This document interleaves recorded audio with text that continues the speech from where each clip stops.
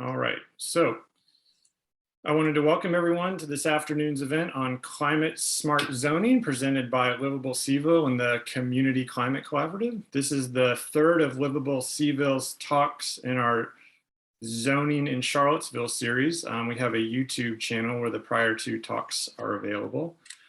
Livable Cville's mission is to advocate for policies to build an inclusive Charlottesville area with affordable housing, sustainable transportation, and healthy neighborhoods welcoming for all. Wanted to give a brief summary of the Cville Plans process and where it stands. So in early 2021, the city approved its affordable housing plan. In late 2021, the city approved its comprehensive plan. And now work has begun on the zoning rewrite, which will be the kind of rubber meeting the road, so to speak. I prefer to think that it's bike tire rubber more so than anything else, on what we're going to do to practically implement big chunks of the affordable housing plan and the comprehensive plan. So the next major step for the zoning rewrite is some community outreach that'll be happening in this summer, still to be determined per James Freeze when that's going to happen.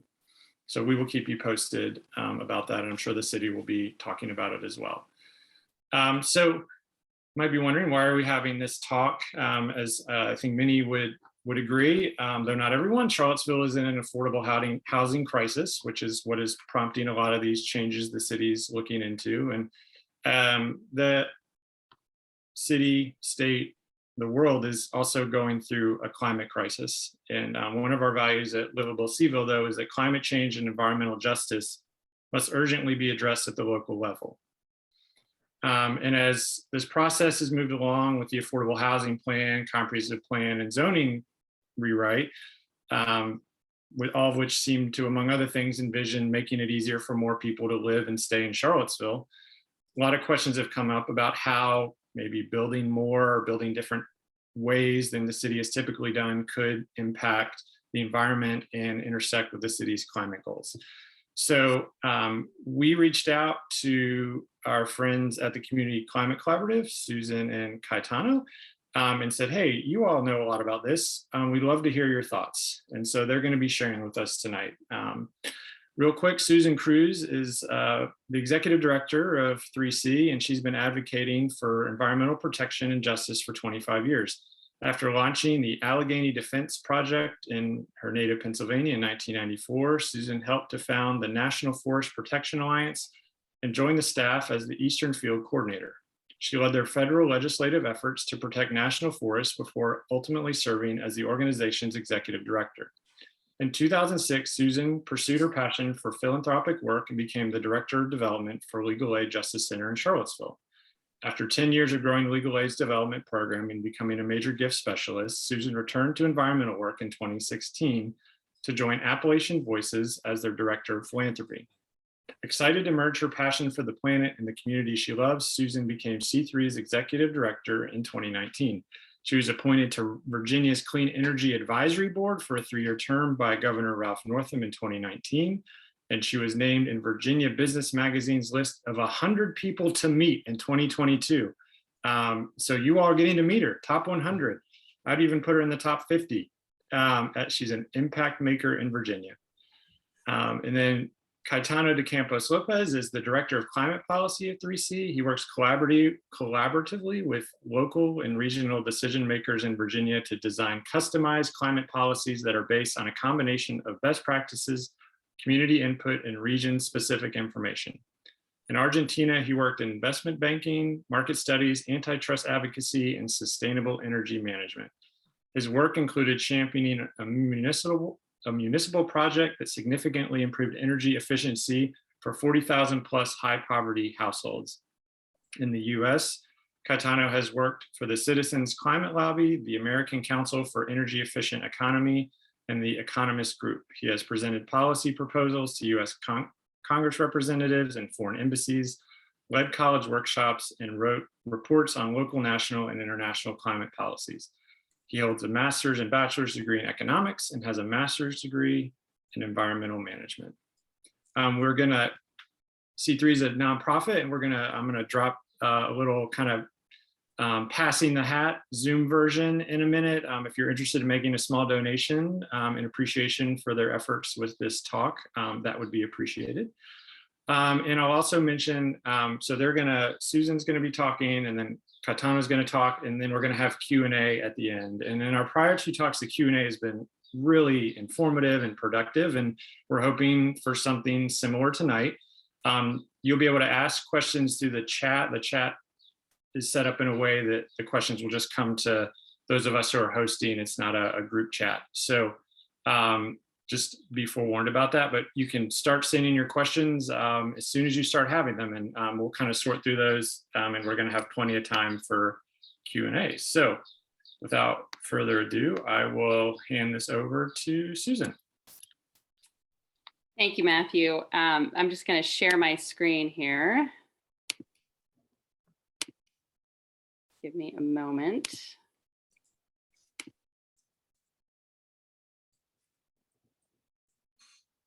All right. Everybody see that? All right. We'll get started then.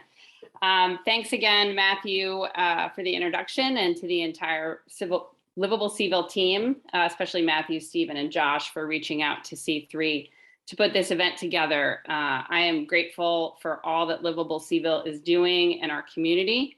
You are a welcome and important voice as we work to build a better future for everyone in Charlottesville.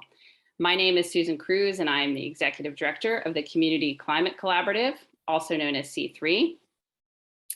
Tonight, I am going to give you a very brief overview of C3 and the importance of community-based action on climate, and why climate requires us to think beyond our backyard. Then our Director of Climate Policy, Caetano de Campos Lopes, will dig into the details of climate smart zoning and the nuances that we should consider around transportation, density, sprawl, and urban tree canopy. We'll leave plenty of time for questions at the end. So let's get started.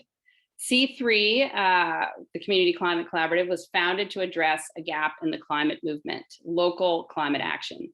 In the absence of consistent, robust policy at the state and federal levels, there exists a need for rapid, community-based climate action.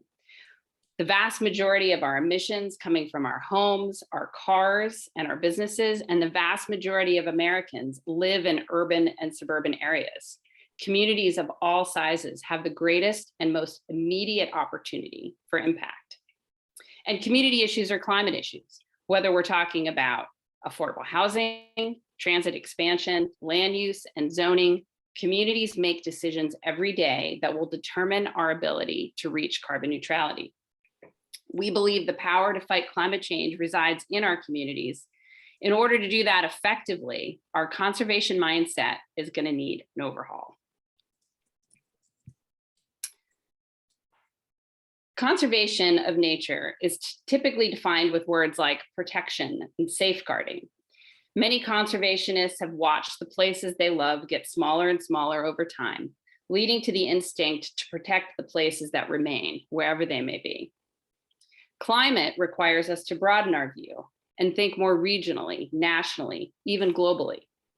Unlike conservation, the impacts of climate don't necessarily occur at the site of the harm. For example, the United States has historically contributed more carbon emissions to the world than any other country on Earth. Yet the impacts of climate change are far greater in other nations. The broader conservation movement formed in response to the vast environmental destruction of the early 1900s. Much of the eastern United States was logged, and wildlife such as the American bison and passenger pigeon were decimated.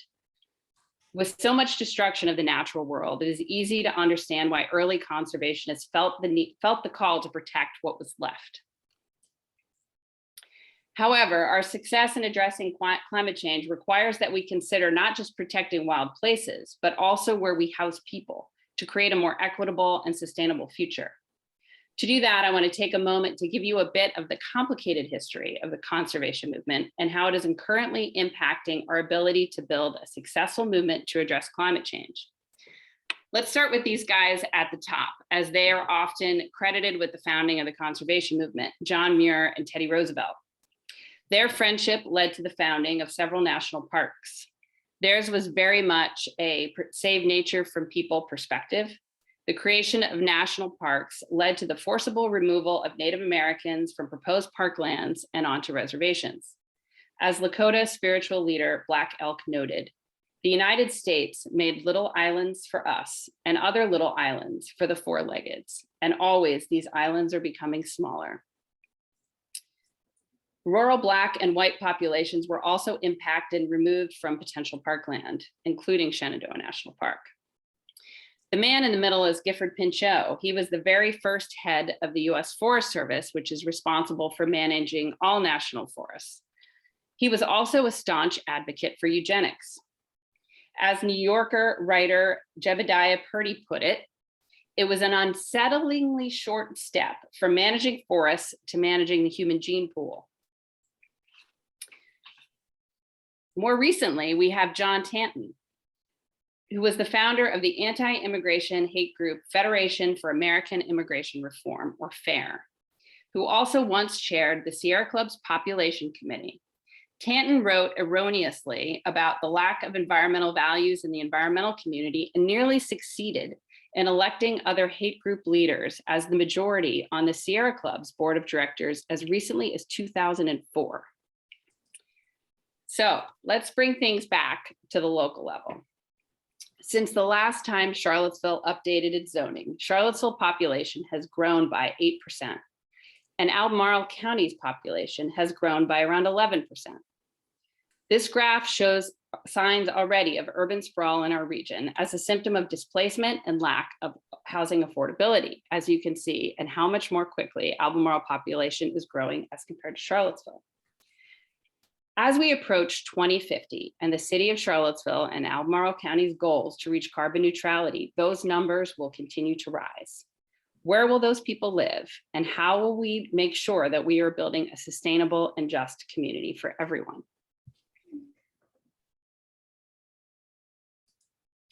88% of Virginians live in urban and suburban communities.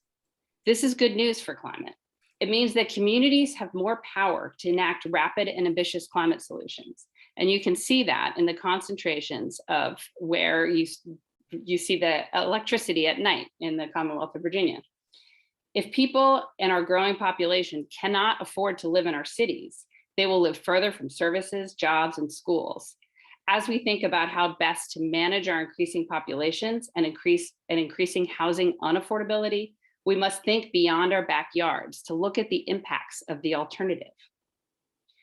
Our old thinking conservationist mindset also means that we are not building a climate movement for everyone. Environmental organizations are more than 30 years behind in catching up with the country's diversity.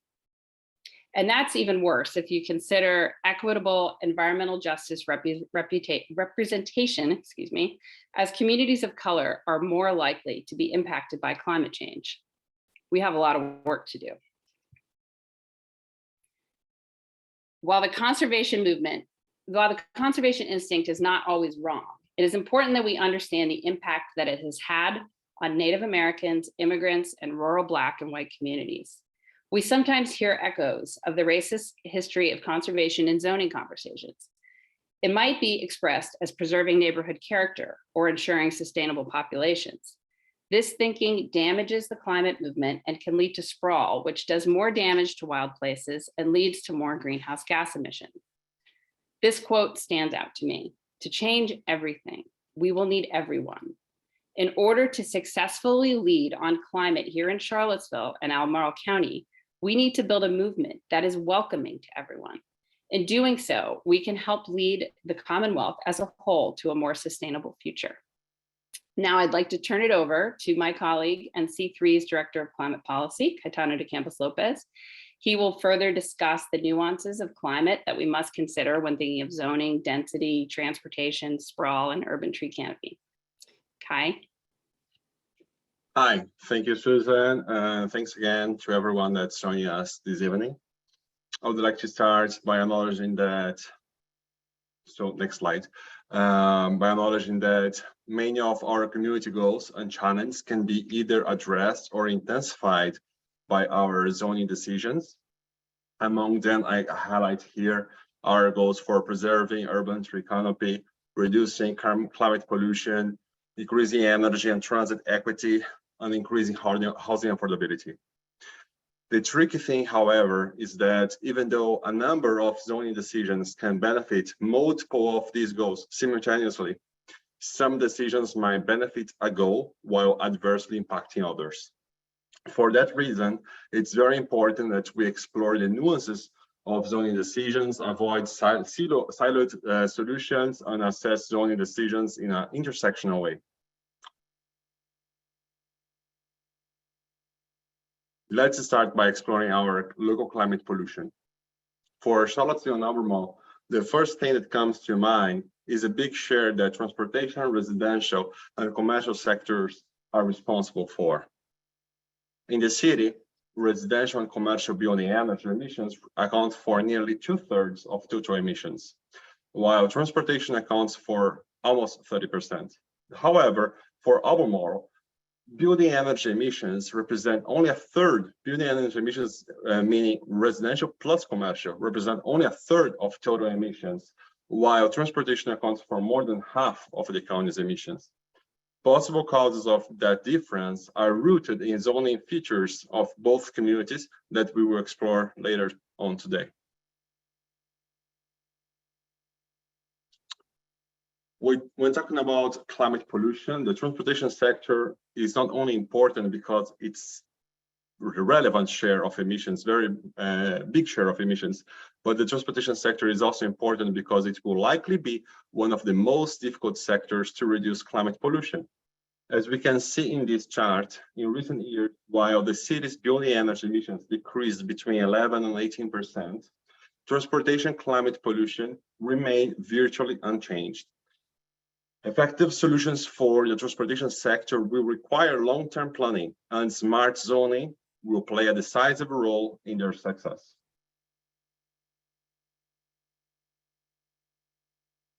When talking about climate solutions for reducing transportation emissions, incentivizing the use of public transit is one of the most popular solutions, in part because besides being capable of reducing climate pollution, transit can help community members save thousands of dollars per year. That's particularly important in our community, as local households spend nearly 20% of their income on transportation expenses. However, even in pre-pandemic years, transit ridership has been steadily declining in our community.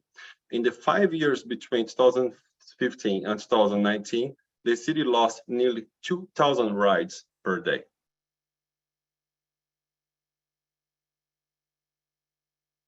In recent months, many transit experts presented solutions to what a community needs for a transit system to become more effective and attractive. And I'm talking about presentations taking place in our community, in the transit TJPDC, Thomas Jefferson Planning District Commission, for the city as well, very locally.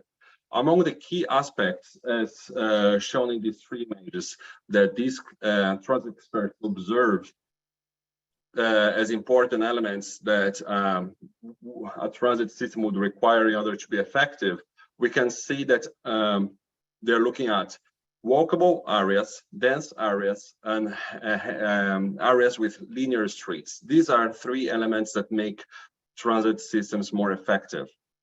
In a few words, they were illustrating the importance of designing and planning for a transit-oriented community. Next slide.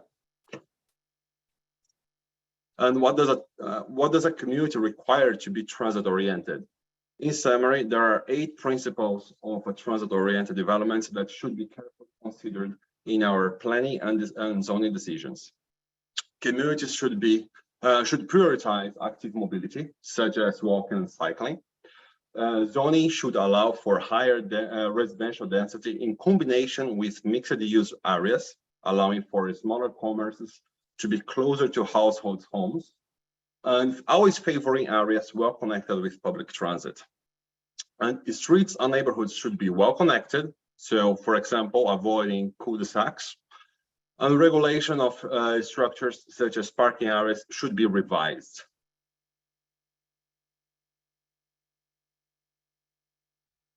In other words, what a transit-oriented development aims is to offer a community where nearly everything that a household would need on a daily basis is within a reasonable walking distance from their homes. And here we can see the concept of the 15-minute city, which means that you can theoretically walk in 15 minutes to everything that you need on a daily basis.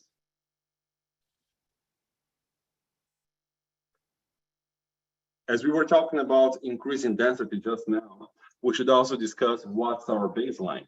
And I know that here I'm using data from almost 10 years ago, but that's the most recent data that we have with that level of detail. A quick analysis of Charlottesville housing stock shows that in 2011, nearly a half of the local housing units were detached single-family buildings. We can see that in both charts, actually. In the right one, we can see by the amount of yellow areas covering the yellow neighborhoods, the yellow zoning areas covering the neighborhoods of the city. And in the left chart, we can see by the yellow as well, areas represent single-family detached homes. In view of the conversation that we had just a few slides ago, this very high share of single-family units not only helps explain the very low frequency of our transit system, which we're not living in a transit-oriented community, so transit system is not going to be effective. And it also helps explain the local housing crisis. Here it's important to put things in perspective to understand the power of small changes. As a hypothetical exercise, let's quickly think that 10% of Charlottesville single-family housing houses are converted into multi-family buildings with 5 units each. So only 10% of the single-family units converted in multi-family with 5 units each. That would result in the creation of nearly 4,000 net new homes. That would be sufficient to address the total housing gap that our community has projected for 2040. So yeah, only 10% can make a very big difference. Zoning decisions can also impact a city's housing stock, the quality of the city's housing stock, the energy efficiency levels that they have. How so?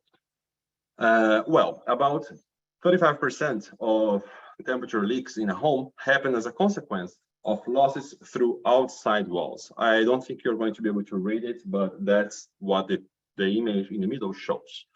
Therefore, multifamily units are naturally better insulated from external weather conditions and consume less energy for meeting heat and cooling needs.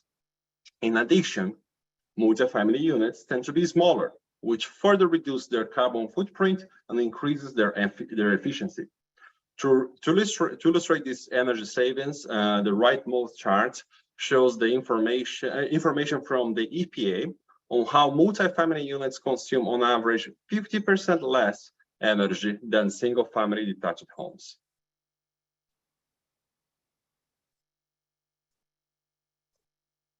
As mentioned, having fewer affordable housing units in a city contributes to a housing crisis, displacement, and ultimately leads to increased suburban sprawl.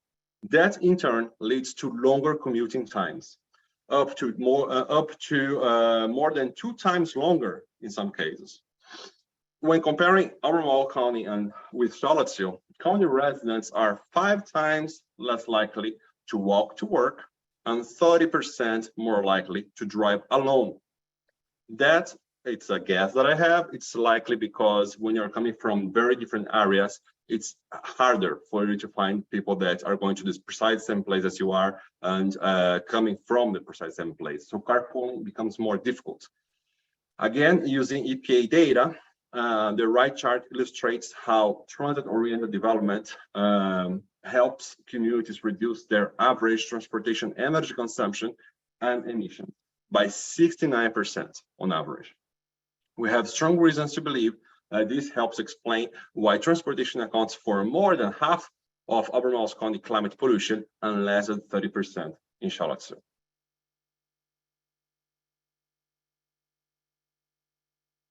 Suburban sprawl also can also lead to other deeper challenges, besides directly affecting short-term transportation emissions. For example, utilities connection can cost nearly 5 times more per household in suburban areas, while creating sidewalks can cost over 7 times more, which in turn can lead to less walkable and less transit-oriented communities in the future.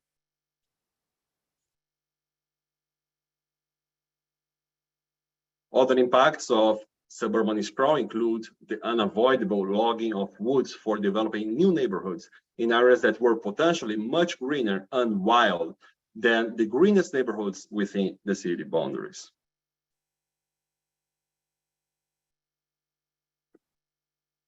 By the way, the previous picture is an image, a satellite image from a neighborhood in Albemarle County, which I am not specifying, but it's local image. And as a consequence of such deforestation, we will have a greater urban footprint that will lead to more wildlife, habitat loss, and displacement. That in turn will increase the risks of large animal encounters in our areas, road collisions and animal losses, and tick-borne diseases. And fun fact, luckily, these deers waited for their turn to cross the street. You can see that they are following the pedestrian crosswalk and the traffic lights red, so good stuff. On the other side, when promoting higher local population density, we must be very careful and creative to think of strategies that also protect our urban tree canopy. In only 5 years, between 2014 and 2018, Charlottesville urban tree canopy fell from 45% to 40%, which deeply concerned many of us. As possible ways of approaching solutions to this issue, we believe that it's important to observe that the share of other vegetation increased from 19% to 23%, so plus 4%, and the share of impervious surface remained around 35%, with parking plus roads plus driveways accounting for roughly a third of Charlottesville's surface. Starting with the 35% share of the city's impervious surface, the following question comes to mind. Why do parking and other building areas need to be 100% impervious? Wouldn't it be great if a big share of the city's parking areas, which account for nearly half of the impervious surfaces, had more green areas, more green solutions, such as more trees and even more solar panels? Why don't we advocate for changing the regulations in order to promote it as a solution?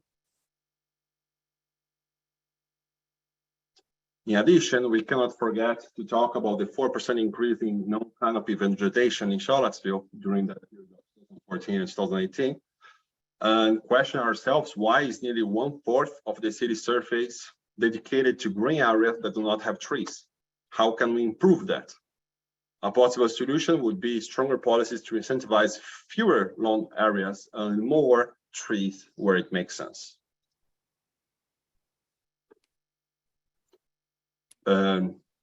Whoops.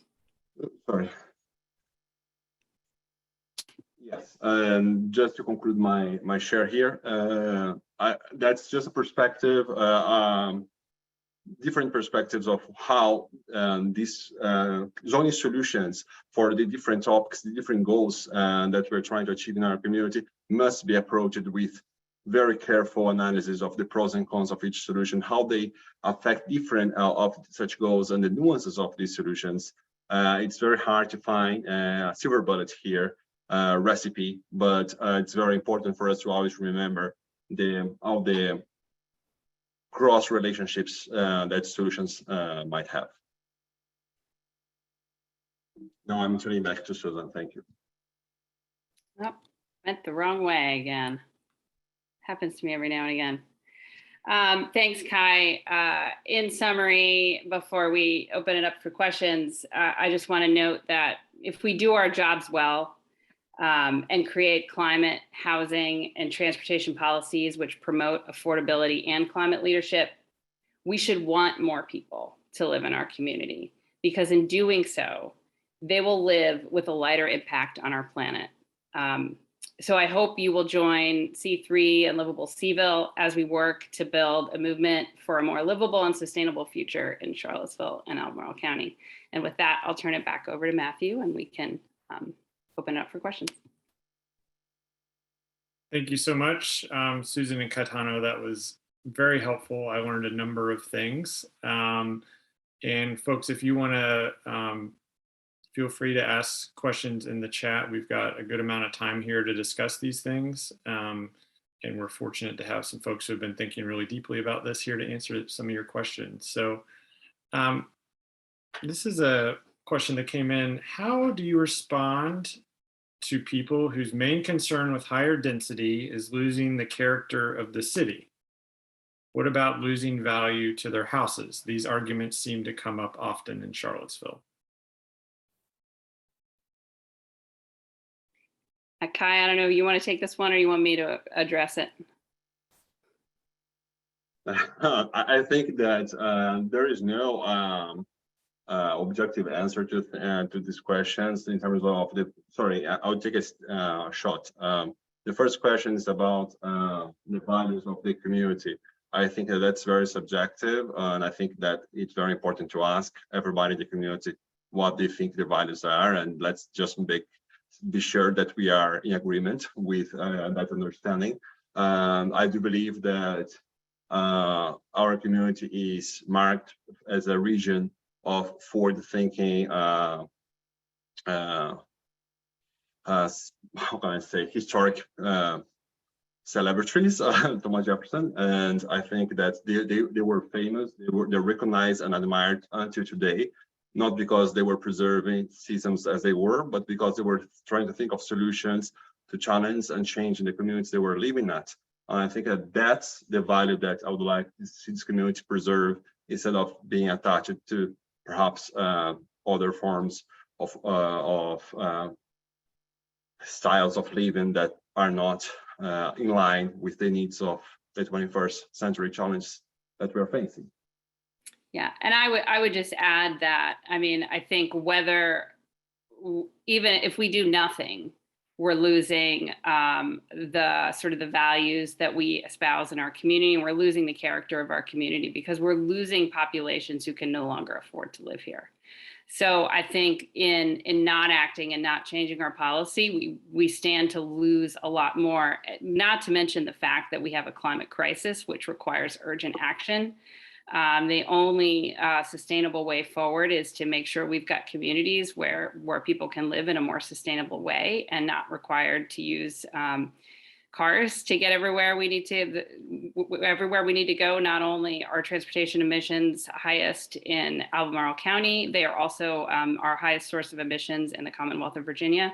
So this is something that a lot of communities are trying to figure out, and we have a real opportunity to have a new community value as a climate leader and really embrace that and show a new way forward. Yeah, and I'll mention too that I personally enjoy just walking, biking, going around to different neighborhoods in Charlottesville. And a lot of what I think is envisioned in the future land use map and comprehensive plan is actually types of housing that were legal in Charlottesville for much of its history, and certainly leading up to the 1991 down zoning, which took, I believe, about 5,000 parcels down to R1 detached single family only. So if you walk around North Downtown, Belmont, 10th and Page, chunks of Fifeville, the Venable neighborhood, there's a lot of duplexes, triplexes, kind of funky designs that that I think we're trying to kind of bring back and let be allowed here in Charlottesville. And now, obviously, I think to some extent, the concern about this is driven by, in some places, very appropriate concern about how, for instance, the Standard was built kind of looming over West Haven and the 10th and Page neighborhood in a way that both literally and symbolically suggests a prioritization of a certain type of person and certain type of housing over the interests of that neighborhood. So there certainly are better and worse ways to go about thinking about what makes a neighborhood good an enjoyable place. And I'm hoping that we can have a type of zoning code that allows for change to happen throughout the city, not just in a few select neighborhoods. And I think that that's part of the issue, is that some neighborhoods have changed in radical ways and other neighborhoods haven't changed at all. And I don't think either of those are good things for a variety of reasons. Next question is, basically, is there a good way to get developers to build more livable, affordable, environmentally friendly homes? And I think we were kind of pointing out, Kai, that currently, because we only allow detached single family homes, they're going to be more expensive. They're also going to use more energy, although obviously new construction in some ways it can be more energy efficient than an older home that hasn't been retrofitted or something like that. But what thoughts do you have about either providing opportunities for, I guess, a carrot or stick approach, either, to getting developers to build more affordable, livable, environmentally friendly homes? Well, if Susan, okay, I'll take a shot, give it a try, and feel free to help me here. I think that whenever you have a misbalanced market where supply doesn't meet demand, you're having a price that it's not in the equilibrium, right? And that's what we're facing here. We are having a demand that's incredibly higher than the housing supply. And whenever you're having something like that, the price of houses are going to be very, very high. So part of the solutions of getting more affordable housing units is not only by asking each individual housing developer to, hey, construct this very affordable place, but also getting like many housing developments to take place in our community. As long as we, as much as we try to close the gap between supply and demand, and the number of housing actually increase, and there is not this mismatch, so big mismatch that we are facing here, actually here and all over the country, I understand, but let's talk about Charlottesville. As long as you try to address that mismatch, you're going to help reduce housing prices on average, and therefore having a situation where housing is more affordable.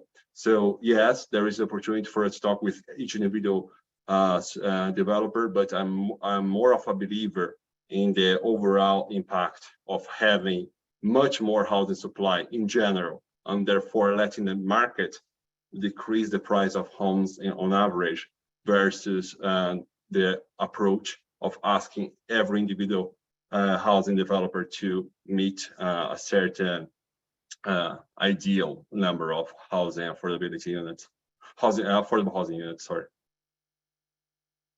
I do think there are things that hopefully over time we can explore with city government in terms of incentivizing and fast tracking approval for certain types of development, whether it's, if it has a combination of affordability and sustainability, that might sort of move projects faster through the process. I think our city government has some work to do just to ensure like the process works at all before it's quite ready for that. But that's something I'd love to see the city and the county consider over time. And I think there's some interesting work being done in Northern Virginia, particularly Arlington is doing some interesting work around zoning and sort of pushing on the boundary or codes and building codes and things like that. That's pushing on the boundaries of where we, what we're allowed to do as a city and what's state authority. And so Arlington's doing some interesting exploration there that I'd love to see us look into.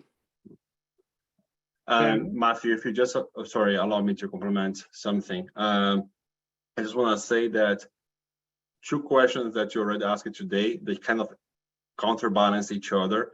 Once, like at the very beginning, you said that some folks were concerned about the possible decrease of housing prices as a consequence of changes in zoning. And then you were talking about how can we get more affordable housing. Here you have the answer. Like there are two different forces pushing different directions. If increasing zone density is going to reduce housing prices, you're addressing the housing affordability issue in a certain way. So that's why, as we were saying, it's very difficult to have the silver bullet here. We just have to be very careful with the different forces that certain zoning solutions are going to have. Yeah, and I would add too that I think that there's a very interesting things and experiences people have had with different developers, and at least from conversations I've had with developers, they don't particularly like working in Charlottesville between the constraints of what has been described of the wastebasket of errors that is our zoning code, combined with difficulty getting permitting and engineering work. There's a lot of bureaucratic things that are mentioned in the affordable housing strategy as things that the city needs to smooth out as part of making it easier to build here and allowing more small builders to do things here. So another question, we've got a lot of great questions coming in.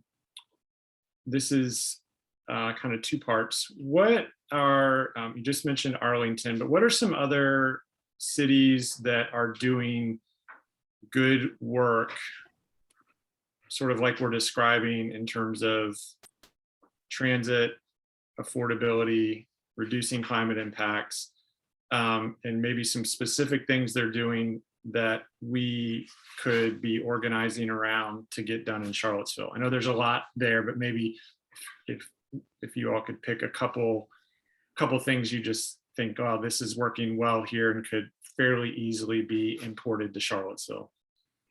I wish there were a lot of really great examples. Part of why C3 was founded is because there aren't a lot of great models for community level climate action. And so we're really trying to sort through that. There are some good bright spots in the Commonwealth, most notably Arlington and building codes. I think Blacksburg has implemented battery electric buses very successfully and very happily, that they're really excited about that change that they've made in their community. Richmond did a really impressive job building equity into their climate action plan and creating neighborhood ambassadors who led community feedback in each area of the community, and have done a lot of really great work looking at urban heat islands and redlining. And they're also considering transit work right now. They implemented bus rapid transit, the Pulse, although there's some feelings about which neighborhoods got prioritized there, I think, in the Richmond community. So there are some lessons to be learned for sure from other places, but we're also kind of forging a bit of a new path here. Being a state that's more restrictive on what we can do locally in terms of what regulations we can pass, how we can manage this in our community. It requires some real creative thinking, and that's why we're going to need really the whole community to get involved. But Kaya, I don't know if you have anything to add on that. Yeah, I'll just say that yes, we have a number of examples that are bigger cities and not at all comparable with Charlottesville. Let's just blunt. I also believe that there are some other reasons for that, root causes for why bigger cities are in the front line of solutions like that. And I believe that they are much better staffed. They have capacity for creating departments that Charlottesville doesn't even have. Like, I don't know, perhaps some of these cities might have smart zoning specialist or something like that, like climate transit solutions for climate specialists for real. Like I used to work for Buenos Aires, where we had just in the climate department, environmental policy department, like 120 professionals. And here the city has probably 4 or 5 or something like that.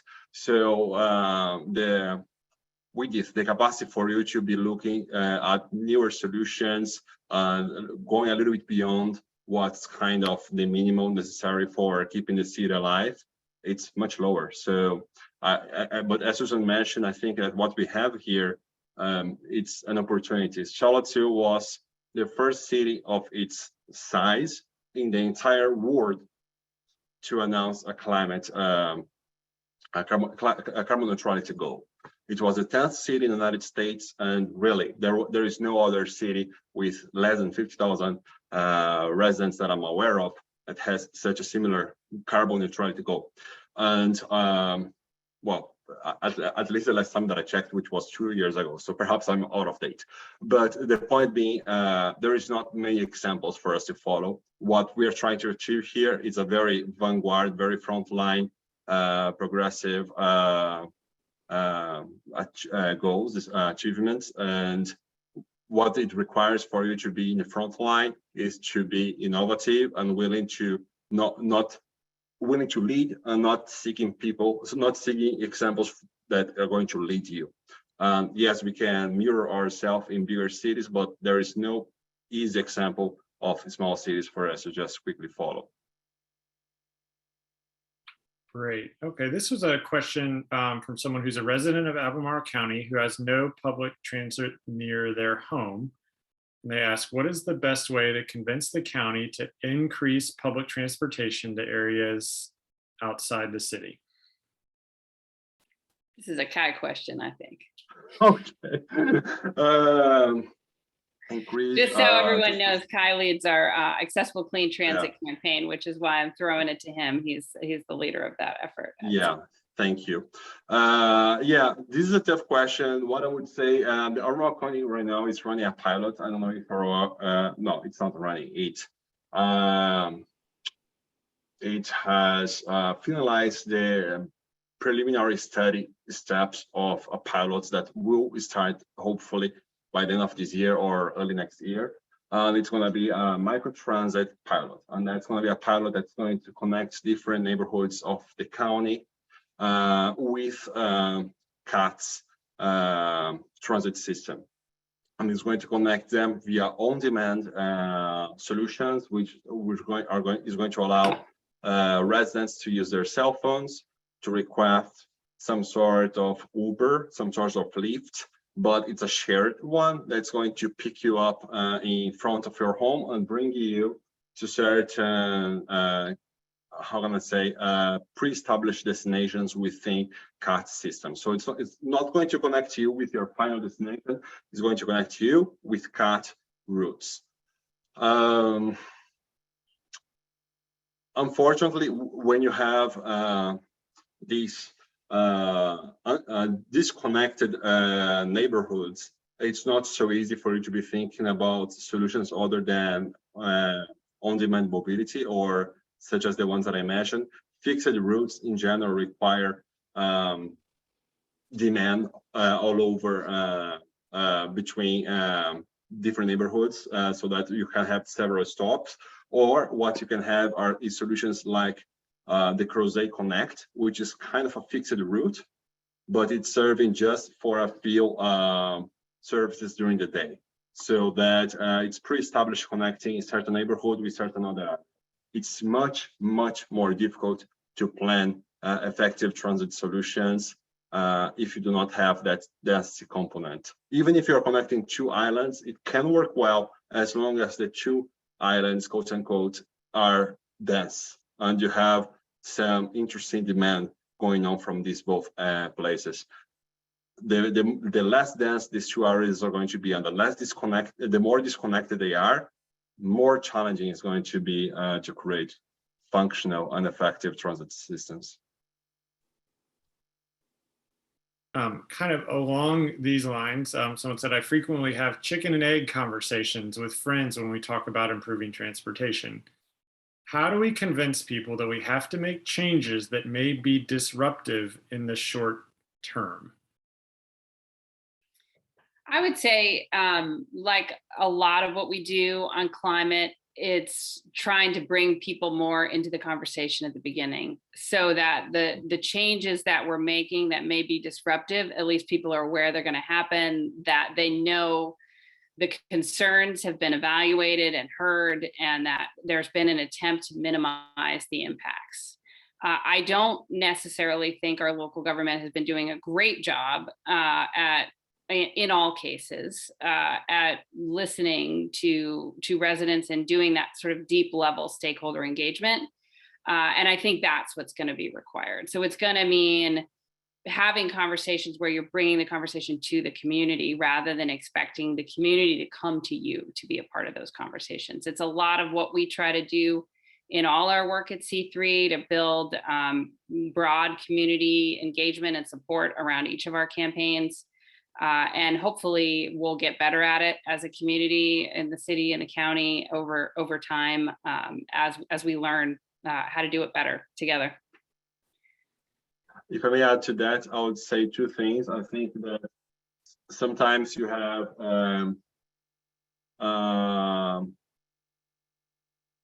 how can I say external conditions that make it easier for you to try to implement a certain solution. What do I mean by that? For example, right now we're having gasoline prices that are twice as high as they were last year, and there is no reason to believe that it's going to decrease in the near future. And I think that right now it would be an excellent moment to be talking about transit solutions and everything related to using less your vehicle. I think that audiences that perhaps in other occasions would be a little bit more skeptical right now, they would be willing to listen more to such solutions. And the other thing is that regarding to trying to make these disruptive changes in a more gradual manner, maybe, so that you can have some success cases, use these success cases as argument for implementing more and more solutions like that in the future. So I do support pilots. I think that they are great. And I think that whenever there is an opportunity of having at least a segment of our community supporting climate smart zoning or smart zoning as the way that we discussed in the previous slides, let's try to perhaps just change this neighborhood, like with the buying of these community members, and let's show to the rest of the community how an area that is more dense, has more mixed use, that has more parking lots with trees and etc., becomes a very desirable place for you to go and live. And then I think that you can naturally have other neighborhoods say, hey, I want that with my neighborhood as well. And then you can more easily implement that in a bigger scale. So a number of questions related to tree canopy. So I'd like to hear a little more from you all about, I think there's kind of two things that are kind of popping up, is how do we improve the tree canopy in areas like parking lots, streets, other impervious surfaces, and how do we maintain or preserve tree canopy while gaining higher accessibility, more homes, more density?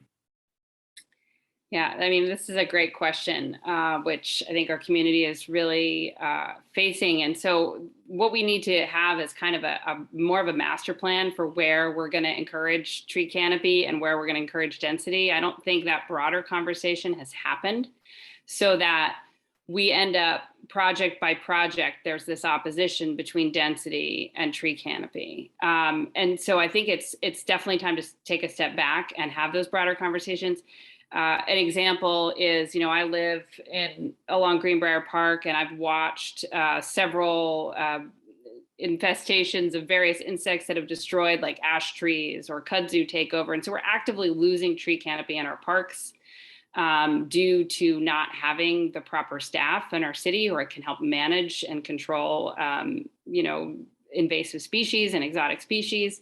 So that's one area I think we can all get on board and agree, like, let's make sure we're doing this right and protecting the beautiful parks that we have. The Science Museum in Richmond is actually converting a parking lot to a parkland with a lot of tree canopy. And so that's a model that I would love to see us look at. Where do we have parking lots in our community that maybe aren't necessary? What can we convert, whether it's part of the parking lot or the entire parking lot? What can we look to actively convert to tree cover to create more green space for those who live in our community? The concern that I have often around tree canopy discussions is when there's an affordable housing project. That's usually a city-based decision. So there's an opportunity for advocates to point out the loss of tree cover, but it feels like those are the only times tree advocates have an opportunity to speak on this issue. And it often pits tree advocates against housing advocates, which is unfortunate because I don't think it's necessary. And I think we need to step back and have a broader conversation on this issue. I would like to add a few things. I think that it's very important to observe, to remember of the two topics that we touched during the presentation. First, the pretty much the same decrease that we saw in urban tree canopy in our region equals the increase in other type of vegetation. So again, the question like, why is that? Why we are seeing other type of vegetation increasing? Does it mean more lawns? Like, what can we do with that to reduce the number of lawns that we're seeing? Again, we have almost 1/4 of the city right now being non-canopy vegetation. So pretty much vegetation that's not trees, so lawns, I guess. 1/4 of the city. And then regarding the parking lots, I would say that what we have in the city and in the county, it goes for both, is requirements of minimum parking construction per type of building. So if you have a pharmacy, if you have a restaurant, you have a minimum that you have to achieve depending on your projected usage and or projected number of clients you're going to receive. And then, but you also have a maximum. So you have a minimum, but you can only construct up to 20% above the minimum. So you have pretty much a minimum and maximum threshold for parking. First solution, I believe we should really question if the minimum is adequate and what can we do to reduce that minimum requirement. Because first, it makes it more expensive to create commerces and businesses. You also have to provide the parking with meeting a minimum requirement. The second, it occupies lots of space that could be having trees. And the other aspect, or the other side of this coin, in my opinion, is that why don't we establish that you can only add parking, how can I say it, in addition to the minimum up to 20% if you have certain, if you meet certain requirements as number of trees in your parking lot, as number of solar panels in your parking lot. So why are we giving the opportunity for everybody to just increase their parking lots to 20%, and why are we not like requiring something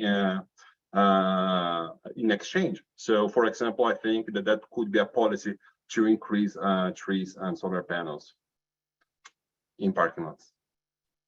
I'm gonna do a couple more questions and then I think we're gonna wrap up, but I'll just go straight to maybe one of the most politically fraught questions in our area is, what do you all think about the county's growth management policy, where only 5% of county land is able to have any sort of significant development, and how, as the county goes about its comprehensive plan process, what are maybe some things that you all would like to see changed? You can give a short answer to that. It would be very impressive, but now is your chance to work on your elevator pitch. Yeah. So, I mean, I think this is just a really important issue as we look at how the population is growing in Albemarle County. I mean, we've got to make sure if we're restricting the growth area that or keeping the growth area the same, that we're increasing density in that area to the levels that are going to meet the demands of the rising population. And I have to look at that analysis. We haven't actually done that full analysis. Kai is serving on the Albemarle County's comprehensive plan team, and we look forward to participating in that process. So we don't yet have a position on it, but we are obviously very concerned about making sure we've got affordable housing in our community, making sure we're protecting wild spaces that we have, and preventing sprawl while balancing affordability and livability and easy access to walkable communities. So it's not like a direct answer, but it's, again, this looking at the nuanced solutions And, you know, as we go through this process, making the best informed decision we can for our community. Kai, maybe I'll let you follow up on that. Yeah, quick comment. I think that a compliment, in order to complement what you just said, it's interesting to mention a letter that the Sonoma Environmental Law Center sent to the county.